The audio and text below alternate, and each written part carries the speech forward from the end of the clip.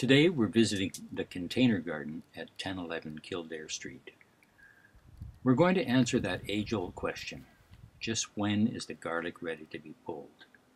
First, we're going to stand up here on the fence and just have a little look around to see how the garden is doing this year. This is the third year for gardening in these boxes. You'll see that the carrots are under remade this year, an attempt to keep the rust fly at bay and the little worms that it produces that eat up your carrots. This year the raspberries are doing much better. I believe the manure that was put on last fall has helped them immensely. Coming down to the other end of the fence and looking back, we see a tomato in the dryer drum. Once again, it's not doing as well as it did last year. That's because of the cool, wet spring and summer. Other things, the onions, the potatoes, they're doing just fine. And the garlic has not done too badly this year either. Let's have a closer look at it. Now, when the third leaf from the bottom is dried up, that's the time to pull the garlic. As we look at this, it only appears that 2 leaves are dried up.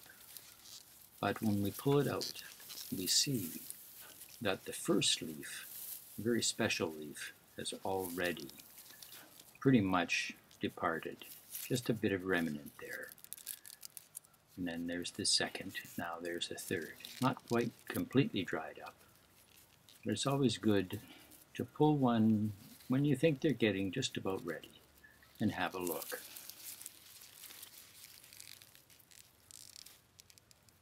Not too bad. Now that is a porcelain style garlic. Now we're going to look at the early Chinese. This is also a hardstock garlic, but it's the only one that I know of that will fall over on its own when it's ready. It finishes upwards of a week or so ahead of most other garlics.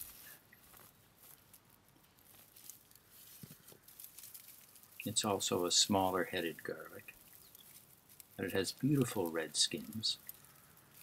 It's very strong in flavor and also in just the heat, and it's quite a good keeper. Now a little look at some tomatoes in large pots and some other assorted things in a new stone bed along the side. Now that fence is facing south, so this area gets a lot of heat. Now a quick look in the backyard, and we see a couple of cabbages just finishing off, and there's also celery there by the onions. Now you can use old milk cartons to blanch the bottoms of your celery. And we see a couple more tomatoes, one in a large pot, one in a bucket. You can grow a tomato in any large container. And the greenhouse in the background becoming a jungle. Well, you've seen it.